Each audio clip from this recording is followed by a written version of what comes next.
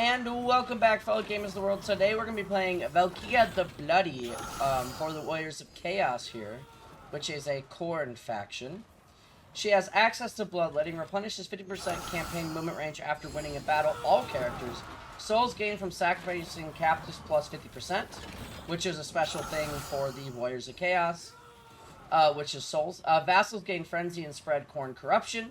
And then passive ability, Gaze of Khorne, and replenishes 35% campaign movement range after enemy retreats from battle, which is pretty cool. So let's just dive right in.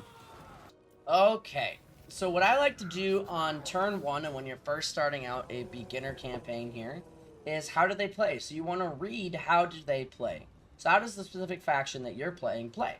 So they collect the souls of mortal factions throughout your campaign for sacrifice to their dark gods in return for faction-wide boons granted by Gifts of Chaos, which you can read more here, but that's basically their special resource.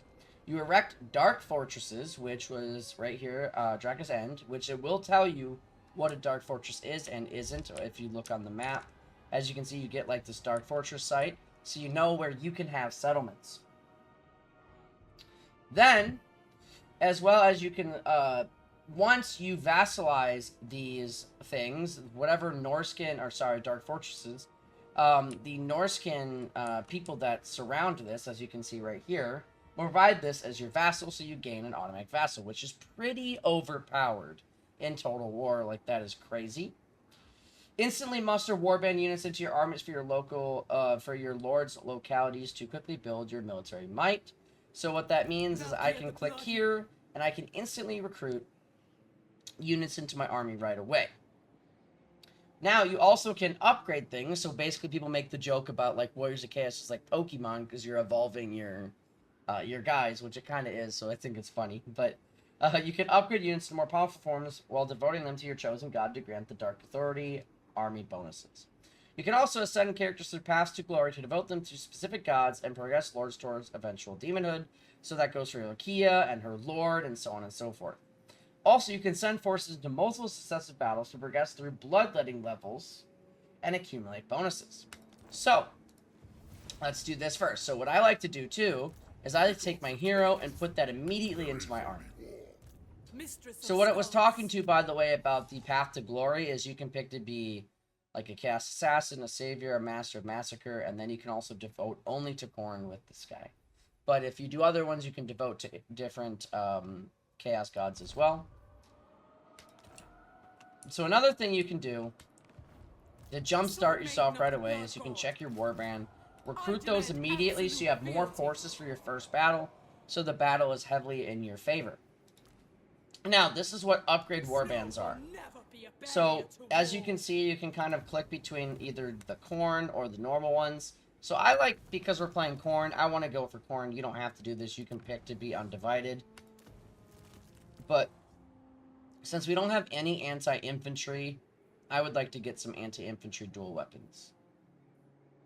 And their damage dealers. Just to have something to do a little more damage in melee. Now, that's how this works. So you can upgrade it. And the way that it works is you have to gain levels. So you have to level up your units to gain better units. So you really don't want your units dying, because it will take a long time to level them up.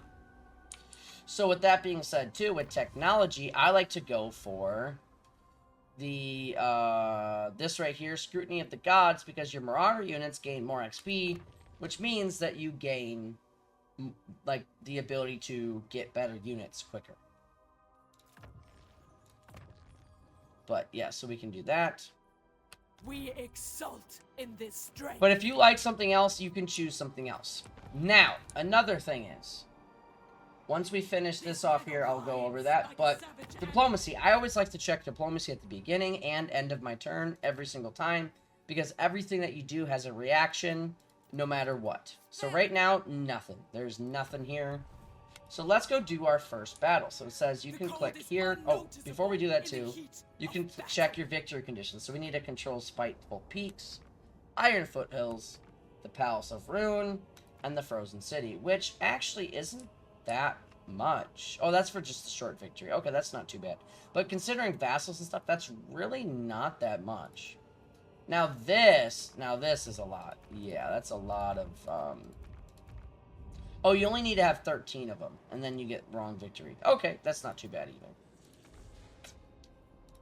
Okay. So now what you can do too is you can check. They have dread spears. They have dread spears for anti-large. We don't really have anything large in our army per se, so we should be pretty effective against what we can see. And this is anti-infantry, but like Khorne, we have so much. So let me actually go over these stats with you guys too once we get. So as you can see here, they have armor. Oh, they have armor, leadership, speed, melee attack, melee defense, weapon strength, and charge bonus. So the armor is how resistant a unit is to missile fire and melee attacks. So how much damage will you sustain in those calculations. Leadership is basically how likely are your units to run away in battle. Speed is how fast they're moving. Melee attack is how many, it determines, a higher melee attack determines how many more successful hits will hit the enemy. Melee defense is how many more blocks will they block successfully. Weapon strength is how much damage between, like, split between base and armor piercing is going to be hitting the enemy. So, like, how much damage are you going to be doing? And charge bonus is how much a melee attack and damage have while charging. And there's also other little buffs that you can look over and review here as well. Like, they have Murderous Prowess, which is a special Dark Elf ability. So you can kind of get into that yourself and read everything. I'm just kind of going over the basics. Now that we got all of that out of the way, now it's time to attack your first army. This is a special Khorne mechanic here, by the way, and it's basically just you keep winning battles. And if you don't win battles, you start to lose your bloodletting. But this is a special mechanic for Khorne. Each faction will have its own special mechanic. So now we're going to attack here. So it says close victory. I'm going to play the battle just so you guys can see how it plays out and what happens.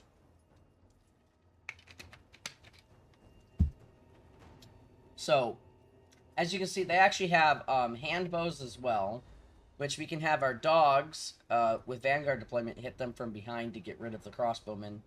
They do have a caster here that has chill wind, so we'll have to be careful with that. So we'll probably have Valkia just charge right at her. Even though she's anti-large, she will still really hit hard.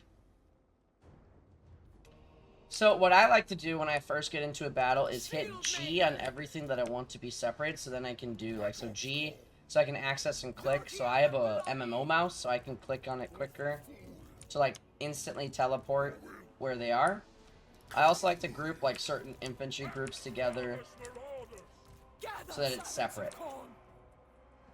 So the archers are both in the back there, so actually, dang, this is actually a really good map for us.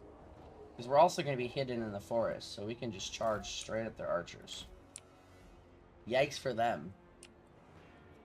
Okay.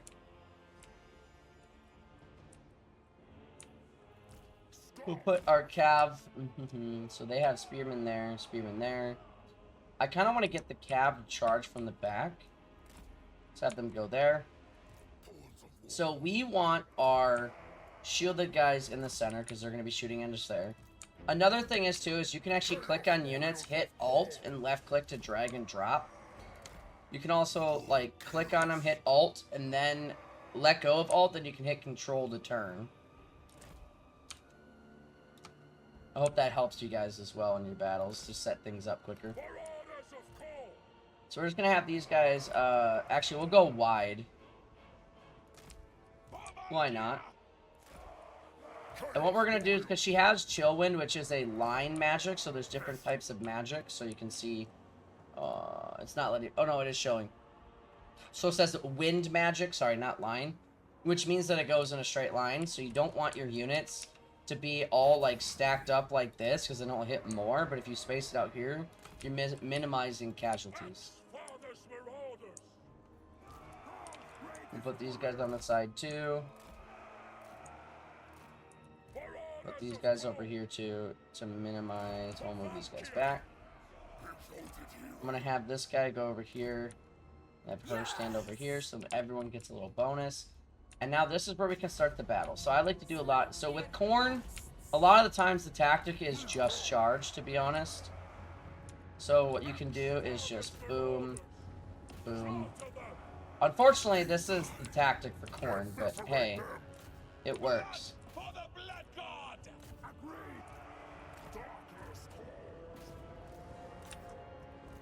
Let's get her forward. We're gonna have her jump straight onto the Lord. What we can try to do here too is dodge some of the arrows.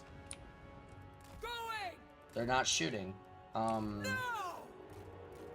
there we go. Have her jump straight in. Boom. Yeah, look at how much damage we did to their Lord already. That's crazy. And now all we need this to do is come this way.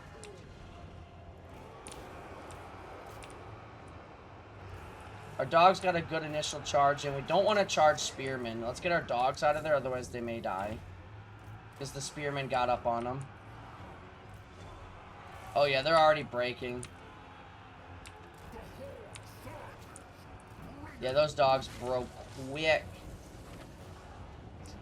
Dogs are really good for, like, screwing up their line. Actually, you guys charged straight into their archers. How silly of them. How silly of them. That is not a good trade-off for them at all. We're going to have Valkia fly over there. I don't know why you're over here by yourself, but you go fight them. I don't know why you're not charging in melee. You guys are going to mess them up. The dogs can come back now. So this is called Hammer and Anvil. So we're basically getting free kills on the backside here to try to rout them, to lower their leadership. As you can see, they're already frightened. Once they get hit, you're going to see it just drop. Oh no, it went up. That doesn't make any sense. Oh no, it did drop now. Okay, so it just took a few seconds. Now we're going to get this back out of there. Charge back in there. Basically, you just want to keep charging in and out with your dogs. They are very weak. Like, dogs are very, very weak. This gives melee attacks so they can hit more. So we're going to have the dogs go over there because we don't want to lose them. Yep, these guys, you just beat the crap out of them over here. We don't want to stack up too much because of the wizard.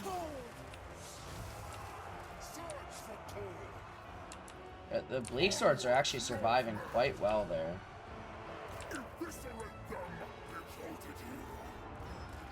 Let's get these guys in over there. I'm actually going to have these guys chase people off. Nice. You chase... Actually, the dogs will have chase people off too. We're going to have Valkia help over here. We've won, but I want to get as many kills as possible. Actually, no, we got rid of the Lord. The battle outcome is for XP is determined by what you got for your outcome. So decisive victory means we're going to get the max amount of XP, as well as if you kill a Lord, you get more items and or money and XP as well for that too. Okay. So as you can see here, we gain souls, which souls are harvested by winning battles and raising settlements against all factions, except Khorne, Slaanesh, Steen, Snurgle, and Demons of Chaos. In turn, they can be sacrificed for powerful gifts of chaos, or by sending lords and heroes through the paths to glory. So after this battle, and after we go through this, I'll show you what that's for. And it also is for their special campaign on the other map, which we shall not name. We also get favorite and XP, and I like to go for... So, here's the thing. You can either get more souls, which I think is very important in the beginning, or you can also get more XP, which is also very important in the beginning, because of the sheer fact that in order to level up Marauders and stuff like that, you need XP. But right now, we don't have the research to upgrade anything, so it's not worth it, and we don't have lower tier Marauders to upgrade to the Cornate ones. So we're going to go with our most valuable resource, souls. Into the pyres. So now we got more souls, and now we got more souls and money from that. Now we got to go take Draka's End, which will be our first Dark Fortress site.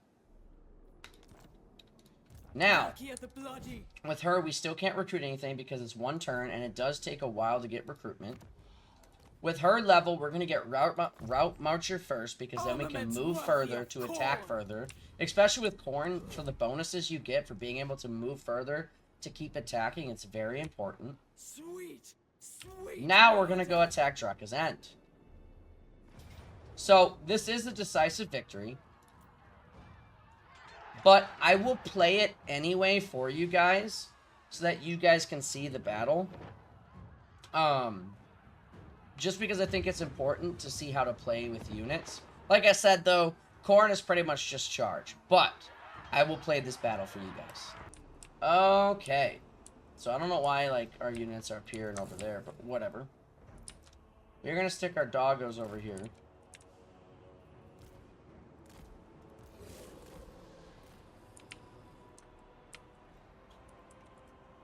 Because they're gonna charge from behind.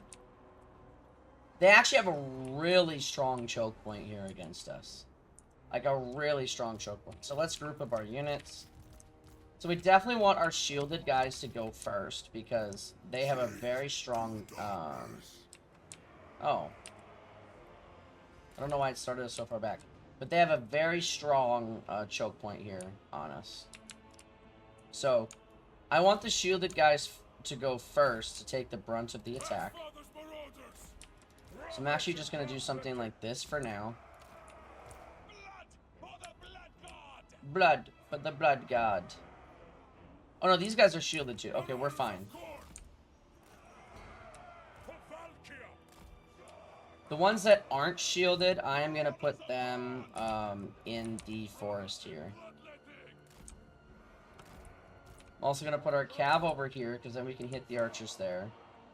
Valkia, we're going to have her just straight up charge. There's no lord this time, so it should be harder for them.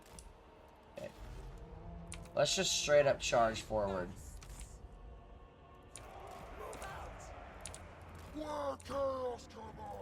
Gonna have these guys go there, these guys go there. These two go for that one. These two go for that one. That one go there.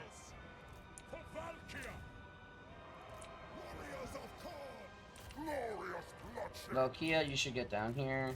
Send the doggos this way as well. Get the cav in on that one. So we're kind of just trying to hit them anywhere we can to kind of mess with them right now.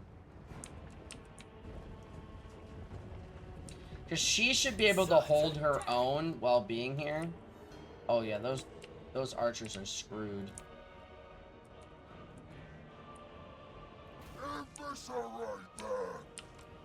I don't know why the spearmen aren't doing anything, but okay. I guess they're more worried about the front line there. This is shock cavalry, so it's good for breaking leadership. You don't want to keep it in melee for too long. You want to kind of like keep using it to get in and out. These dogs, same thing. We don't want to keep them in. They're not shock cav, but they're really weak, so you gotta micromanage them like crazy. Charge back into here. We'll have Valkia tank like majority of their force here.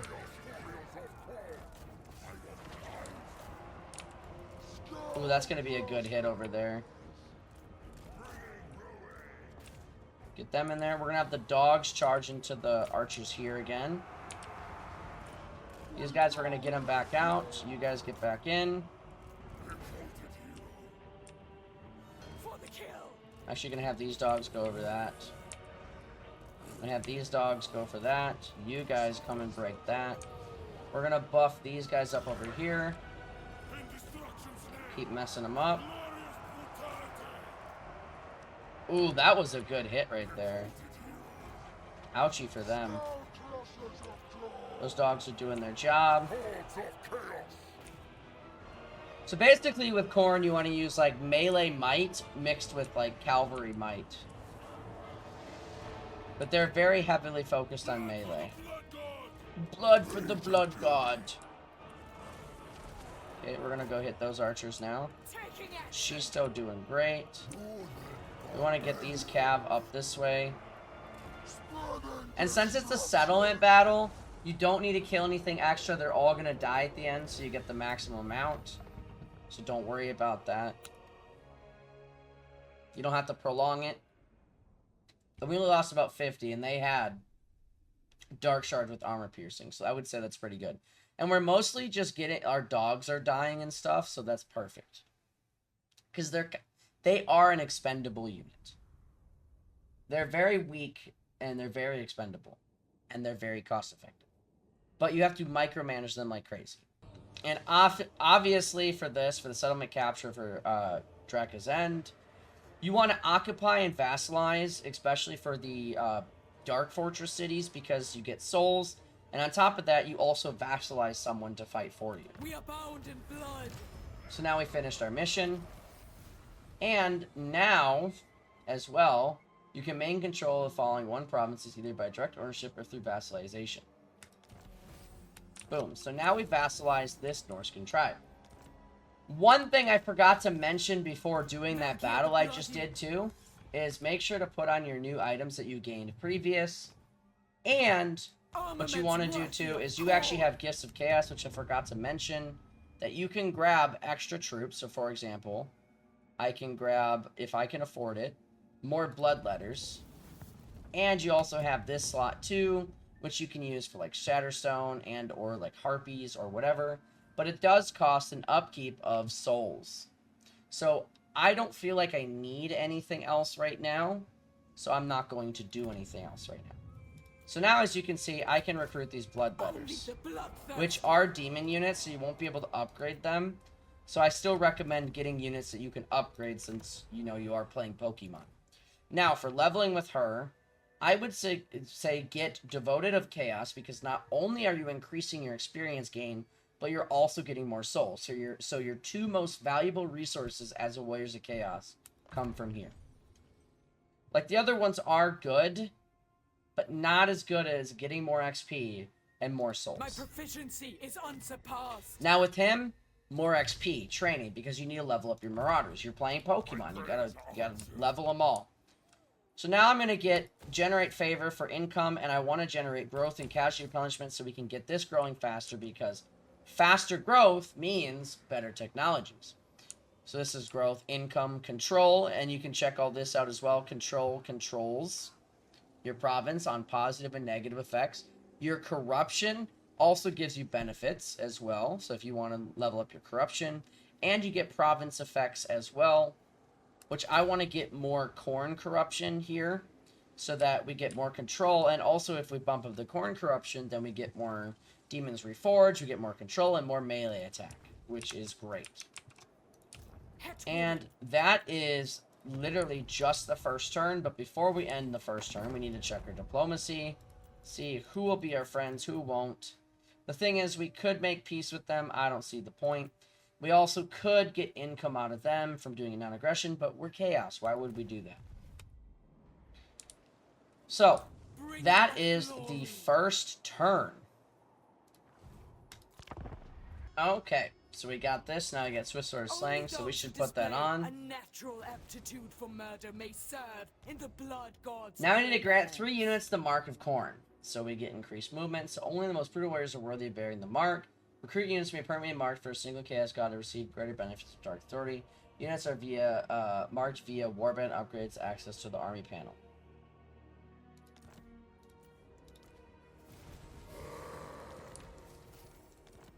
So we grabbed everything there. Now we can grab more units to feed our army. And our next enemy is over here. So we're going to start heading that direction. Since we're going to get more souls soon, I'm actually going to spend some of our income to... No, actually, never mind. Disregard. Let's check our diplomacy. I still don't see... Oh, actually, trading with Hmong is a good idea since they are our vassal. And going to peace with them is not a good idea because we want to take over this city over here.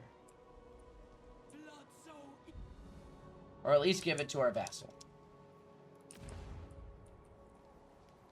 We can't recruit any heroes. We can recruit another lord. I don't see the point at the moment.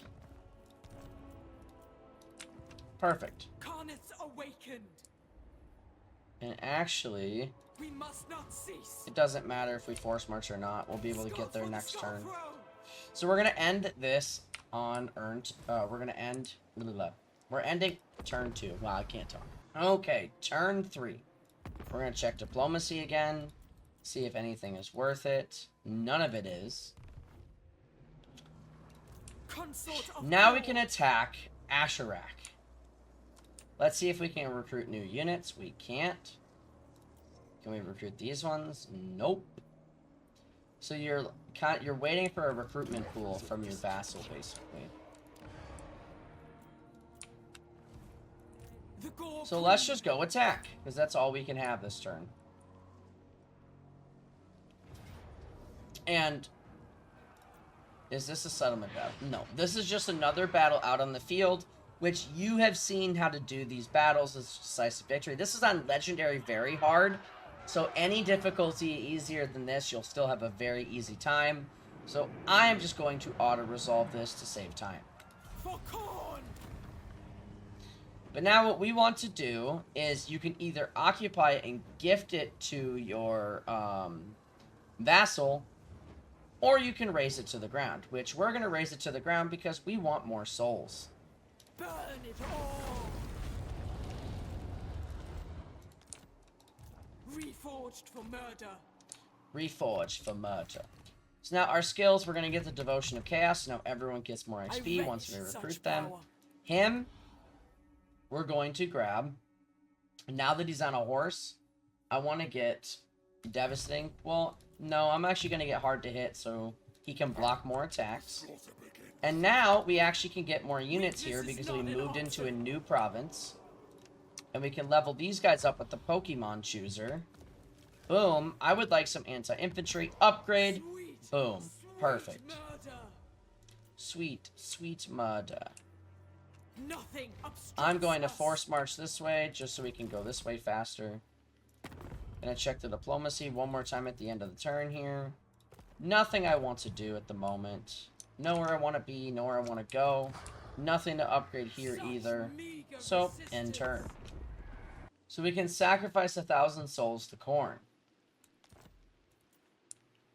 What we're going to do first is, oh, we got a new technology for our marauders. Perfect. Give a vassal a war coordination target. So, to do that, you click on your vassal.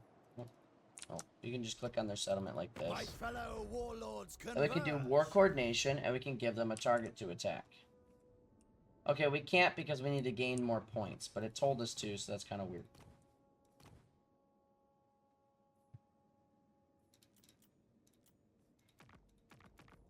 Sure, we'll accept their mission so we can get more of that quicker. Okay, now we're gonna check our research.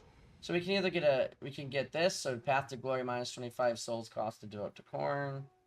Corn Altar. So I would actually start liking to unlock the Chosen, so we can have stronger infantry. We exult in this strength. Mistress of Skulls. Gonna go like this. We're gonna go straight down because there should be a city. Yep, right there.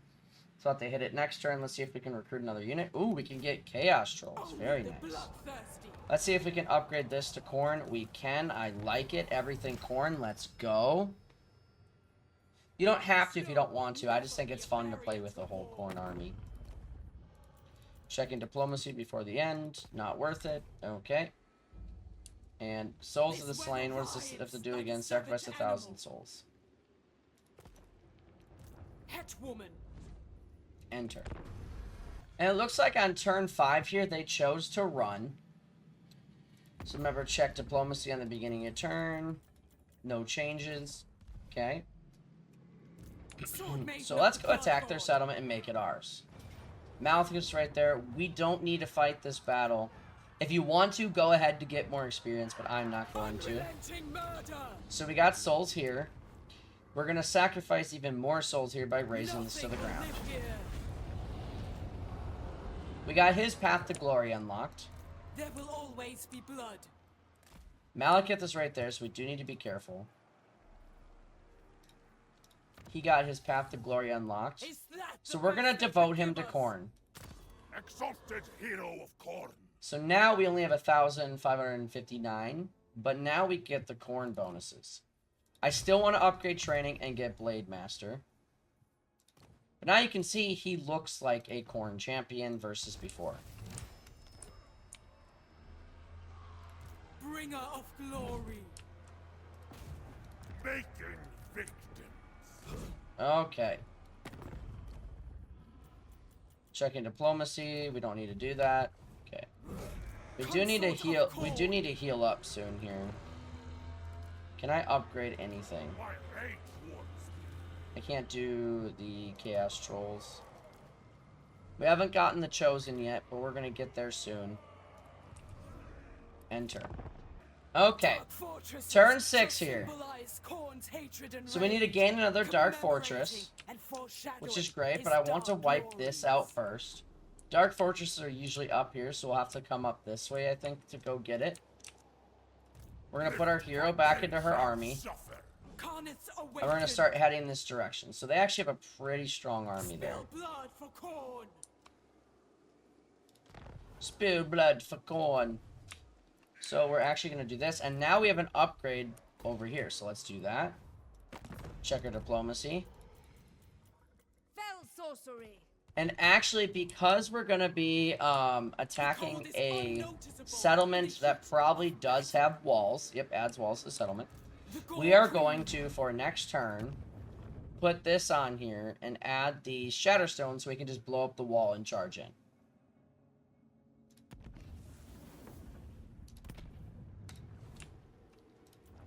And now let's just make sure we're doing this. Oh yeah, give our vassal a war coordination target.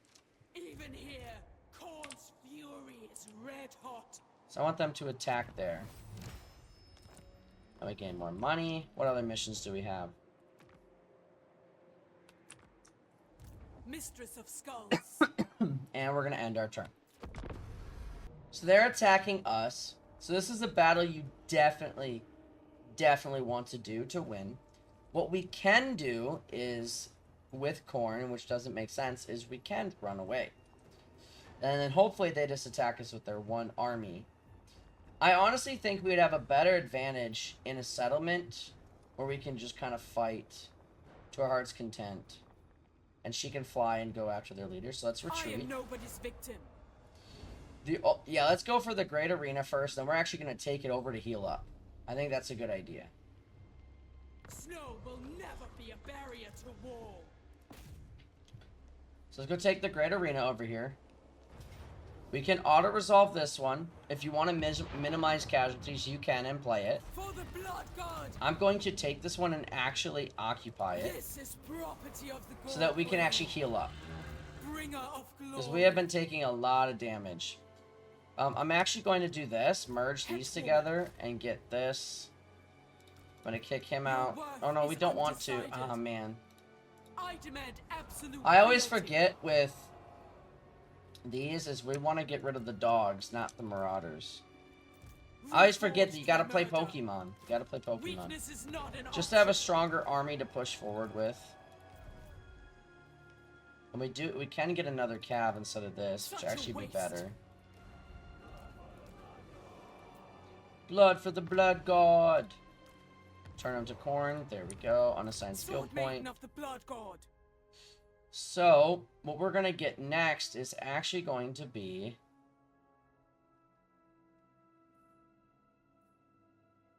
I would like to get...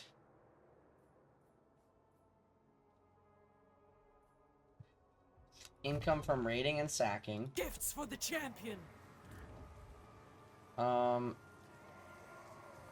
We could build something here, but we're going to be giving this away. Check Your diplomacy. desire? There will always be blood.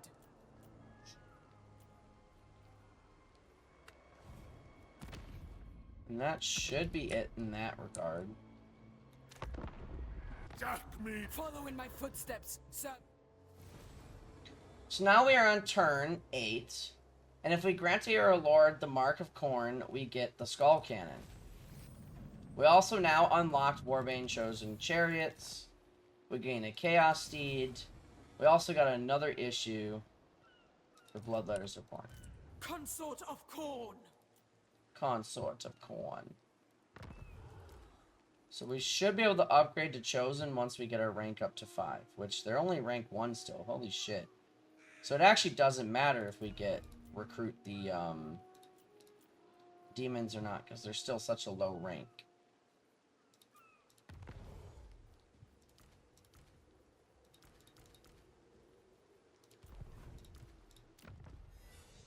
check this guy out. What we're gonna grab now is hard to hit, so he's harder to hit, obviously.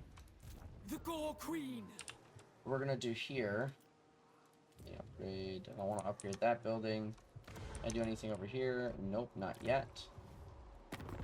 Diplomacy wise, we don't need any of these guys as our friends.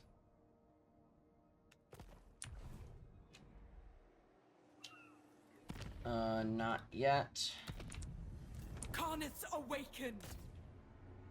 What we can do is charge at their settlement here. Boom, Pyrrhic victory. Passive ability, Banner of Rage. Let's do that. So technically we would lose our entire army if we played this. But we do have Shatterstone, and they would be pretty spread out. We could have choke points with our things here. So I'd probably send all these guys in first and then the Bloodletters, because these guys have like no armor. And the Trolls in first. But yeah. I will save this for the next episode.